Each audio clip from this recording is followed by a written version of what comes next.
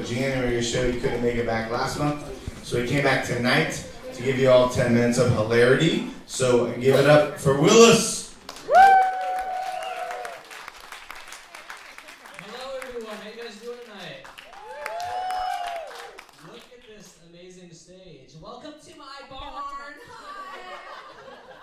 Now, how many of you guys actually applauded because you heard the name Willis and you thought you were going to fulfill your quota of seeing at least one black person this month?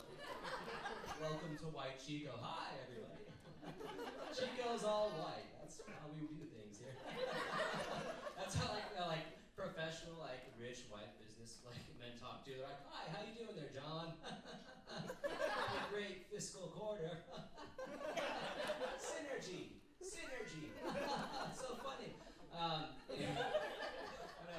Anyways, big shout out to my mom who made it all the way from San Diego, California, to come out and see this show. My little Salvadorian mom with her gray and black fro. I'm like, "Mama fro." That's what my roommates were doing. "Dude, mama fro." And the reason I state that she's Salvadorian is because if you dare call my mom Mexican, oh hell no. No. Like, no joke, there's nothing more offensive to a Salvadorian than calling them Mexican. It's like the same thing with like Asians. You wouldn't call like a Chinese person Japanese. But the thing is, when you call my mom Mexican, she goes from being the sweetest woman I know to El Diablo. Like, no joke, my friends come over and they meet my mom for the first time and she's like, "Taquitos, tacos, yes." And then they're like, "Dude, we didn't know your mom was Mexican." And then all of a sudden she's like, "Hold me back, people, hold me back!" The thing I'm waiting for most is when I keep having this like recurring dream where like my mom's like Salvadorian past that she's never told her kids about is gonna like come back to haunt her. Like I'm just gonna be like walking the streets with my mother, and then all of a sudden she's gonna pull out a sword and like approach someone and be like, "My name is Indio Montoyo. You kill my father. Prepare to die." Anyways, I have to say that this whole week with my mother has been quite an adventure. I know it kind of sounds like a Chinese proverb. Every day with mother is adventure. The reason I say that is just going to the airport to pick up my mother was like absolutely insane. Like, I'm driving and I'm hitting every single green light. Then out of nowhere, this little Asian woman driver just blares through the intersection, and if I hadn't like hit my brakes and like come to a stop, I would have killed her. I would have absolutely destroyed her. What made it so funny was like, well, one thing, like I don't have like anti-locking brakes on my car, so when I slam on the brakes, my tire is locked, and like just billowing smoke, just white smoke towards her car. And she's like, sorry. And she's like, you know how drivers do like the whole hand thing, like the hand is like the like forgiveness, like the almighty forgiveness. Like, I just almost killed you driving in my car because you wanted to run through like a red light, and you're just gonna do like, sorry. Like, I don't understand how that's like an acceptable form. She should come out of her car and be like, I should be like, "On your knees, peasant, kiss my ring." But anyways, like, so that was like the beginning of the adventure. And what made it like really funny was the fact that she had a baby on board, like sticker on the back of her car. And I told my roommate, he was like, "Dude, I would have just hit it." It's like imagine me ramming her car, it's spinning around, she's screaming like, "Yatta! Yatta!" And her baby's like in the back seat just like, unless, of course, that baby has a mullet, because mullet babies cry completely different. Mullet babies cry like, Anyways, I thought about whether or not I should tell this joke because I keep thinking that after the show, this woman's gonna come out and be like, "I heard that joke you did about having baby on board stickers on the back of your car and how you would target them for termination." She's like, "I did not find that funny at all, not one bit. I have two boys. If you had seen those two boys sitting in the back of that seat with the baby on board sticker, would you have hit it as hard as you did?" And all I can think of saying is just like looking at her in the eyes and saying, "You know what? I probably would have tried to hit it twice as hard."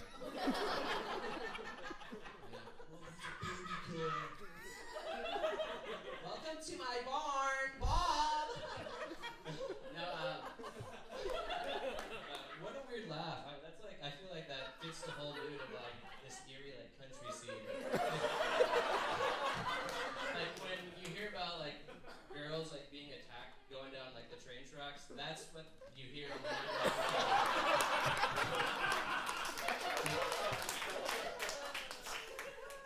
Anyway, speaking of mothers, my friend Kelsey came up to me one time and she's like, Willis, I hate how like women breastfeed their kids in public. And I was like, me too, there's always a line.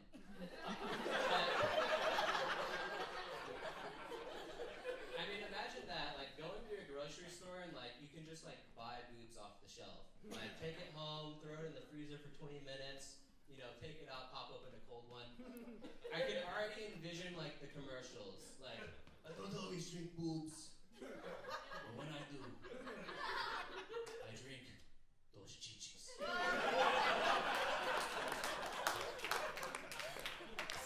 I don't know how much time I have left. Time, man, I can't see 4 minutes. Okay, perfect for my last joke. So, I have to state that there's really no like good connotation when it comes to ski masks. Like ski masks have become like instantly taboo, and I say that because like ski masks have become like a thing where not even skiers wear ski masks. Like my friends never come home from the slopes and be like, dude, like I was rolling with like terrorists, like rapists and murderers on the slopes. Like Al Qaeda was rolling with me, dude. Off the chain, you know. But the thing is, like, you just can't go to like a store and buy a ski mask anymore because, like, no joke. I remember I went to go buy one, me and my roommate, and I hand the cashier my ski mask, and she looks at it, like, right in its dead eyes. And she like looks at me, and I can see the fear in her eyes that she's helping me commit a crime that I had never committed. And like she looks at me, and it should be an easy transaction. Like I hand you money, you hand me my goods, I leave. But no, instead it's a long, dragged out conversation. And so I was like, well, I might as well just have fun with it. So she's like, would you like a bag with that? And I was like, sure, put it in the bag. So she puts it in the bag. I give her the money, and she hands me the bag. I take the ski mask out and put it on my head, hand her back the bag, and say, put the money. But the main reason that I got the ski mask was because if you guys ever want to have a little extra fun on a Friday night, what you do is you get in your car and you put on these ski masks. And you drive around town asking people where the banks are located. But what makes it funny is you don't do it in like a demanding manner, because once you start demanding things, like people freak out, people get hurt, people die.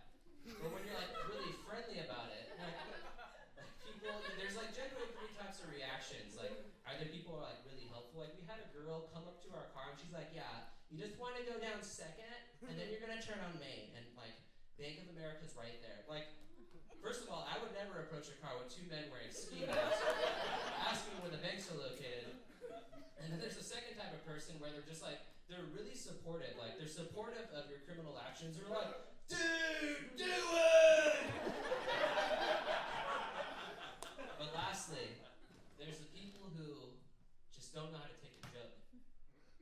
And they freak out. We roll up to this one older woman and her husband, and my roommate looks at her and he's like, do you know where the banks are located? And she just stares. And we just drive off. See ya. I don't know how much time I have left. Oh my god. 1 minute. 1 minute left. Oh my god. Everyone get out. No, cut the red wire. It's so funny because I found that women in general, they take things like, they're overly affectionate about things they don't even know about. Like, I hear what you're talking about, Willis, probably every single goddamn day of my life. And first of all, people think they're really original when they say, like, I've never heard it before. They're like, what you talking about, Willis? I'm like, yes, funny joke. But, like, a week after Gary Coleman passed away, people would say to me, and like, there'd be girls nearby, and they'd be like, oh, Gary. Like, they do the whole hand thing, like their fingertips are like preventing their heart from being broken. Gary, oh my god.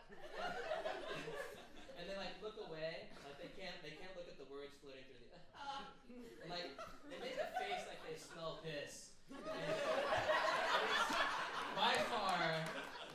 funniest thing I've ever encountered with women. Now, thank you guys for coming out tonight. I'm Willis Farnsworth. You can find me on Facebook. Hopefully I'll be back within the next coming months. Thank you for coming out.